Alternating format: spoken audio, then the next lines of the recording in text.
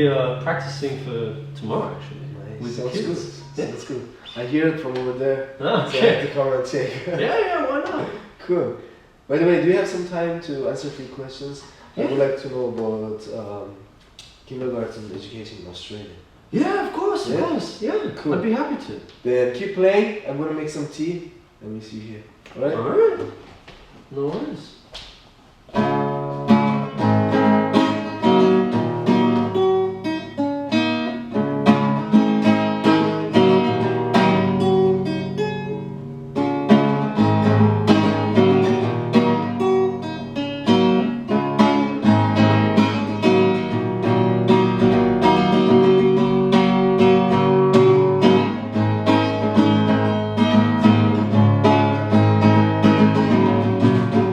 Alright, I'm back. Here's the tea. Alright. Are you ready? Yeah, why not? Are you okay sitting on the floor? Yeah, of course. Hey, I've been here for a while. It's Yeah, fine. exactly. Hello everyone. As promised, I have today another friend from Australia as a guest, and he's going to tell us about kindergarten education in Australia. Let's see what he has to tell us. Hi there. Can you introduce yourself by yourself? What's your name? And how old are you? Yeah, of course. So I'm the new teacher at ET, 잉글리시트립, Chris, and yeah, it's nice getting to know your kids. I'm from Australia, so a little city called Sydney, pretty big city actually, and yeah, Alan's asked me to come along and tell you a little bit about how I was educated when I was in kindergarten and what it's like growing up in Australia. So, Great. Thanks for being at ET, and thanks for your time for this small interview. And by the way, I know Chris from NBC Surprise program, so probably if you have seen NBC, you have seen Chris too. Great. Chris, just tell me short, how is kindergarten education in Australia? Like, how is it based on? Is it based on hard studying, memorizing, like what am I doing? okay, well, I know that it hasn't changed a lot when I was a kid because it worked really well. The classrooms were so colorful, everything, there were so many things to do, so many things to see, so many things to play with. I remember every day would start off, we'd exercise a little bit and then, just get us a bit tired first because, kids have too much energy, of course. And then we'd sit down for generally a story. Yeah, we'd sit down for a story. And my favorite was probably Jack and the Beanstalk because I wanted the golden goose. But yeah, then we'd focus mostly on play, and there were lots of visual aids. So we don't generally pick up any books ourselves for writing until a little bit older, simply because there's so many other things you need to learn at that age. Like, I mean, whether it was just playing sports or using your hands for small things and playing with blocks. Blocks are cool. You can make towers. Yeah, sure. Yeah. So in short, we can say it was based on learning by doing. Play-based learning, definitely. Yeah. It's too difficult to get a little kid to sit down and study. You got to trick them, teach them in a way that they don't know that it's happening. Yeah. Exactly. And how long have you been to Korea? Oh, I've been here now for 3.5 years, I think. Yeah. Quite a long time. Mm. So you know quite well about Korean education and how they deal with kids and Yes, yes, I do. What do you think about Koreans then? Okay, I know that it can be effective, but, and that's the big but, is it's too much for these kids, I think. They focus so hard in the classroom on repetition always. Like, I've seen very young kids and they're bored, they're tired, they can't concentrate, and they're forced to sit there.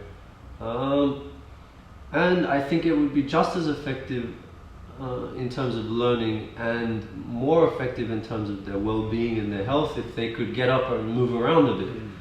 Yeah. So, you know, it's not all bad, but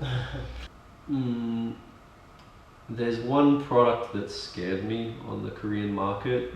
I know most parents, like 99% of parents, wouldn't use it, but it was a study box. And essentially it's a box where you put your kid inside, and there's a light and a desk inside and a flap to put food in, and yeah, Oh my god. it's too much. Like a little cell. Or... It's a little study prison. Oh my god. Now I'm sure most parents would not touch this, but it exists. But so even someone's buying it. Oh, Yeah. that's insane. But it's a product of the culture. It's a product of the extreme competitiveness I see between parents, and sometimes that competitiveness can be detrimental. It stops being good for the child and starts being, you know, it starts down a slope, and then it can be almost dangerous with these study boxes. You know, kids need to learn in an environment that, you know, it lets them grow, lets them move, and follow their own strengths. Exactly. Good. And do you have any memories from your own childhood in kindergarten? Oh, most definitely. I was a decent child. I was. Really? I thought was, you were more naughty child. no. I was good. I was a good child, but my best friend Lance was evil. Of course, always. And I did everything with him, so by extension I was evil. But I'm sure he'd say the same thing about me. So, but yeah, kindergarten. Oh no, I loved kindergarten. I loved playing. I remember my teacher's name. She was Mrs. Robinson, and she had red curly hair and lots of it. Yeah. Like lots and lots of curly hair. And I used to like to hide under the tables and run away. Like some of our kids do. Yeah, just like some of our kids. And of course she'd come over and she'd be like, Chris, what are you doing? What was the best time of kindergarten for you? We used to have these flat blocks. They're not quite blocks, but they're these flat things that they connect with each other, and you can make shapes, 3D shapes. Like we made pentagonal spheres, and you could connect them all together. And if you had enough of them, we'd make little castles and forts out of these things. And because they all connect into 3D structures, you could. Once you got the whole class involved, we'd make these huge things, and oh, that was so fun. And then we'd get all the toy figures, and they'd run around inside the castle for playtime. Of course, we'd always have to put it away, which wasn't so fun. Yeah, I'm glad that you have those kind of memories. Now you have been for a short while at ET, but you have seen the ET style very well, and you know Korean style, you know, of course, Australian style. How would you compare these three together? ET is definitely closer to Australian style. I mean, you know, we're in the gym, by the way, and yeah, the running around, of course, structured, making sure the kids within boundaries can do whatever they want. Very productive time, I find. Like, and all the kids, they're learning so fast.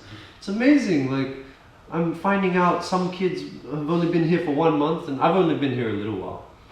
And they came with nothing. They didn't speak any English, and now they're the most vocal students in the class. Some of them.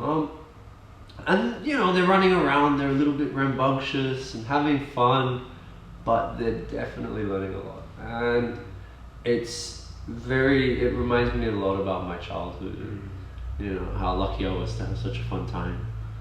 And the kids are loving it. I mean, so it's good for them too. Great, I'm happy to hear that. Yeah.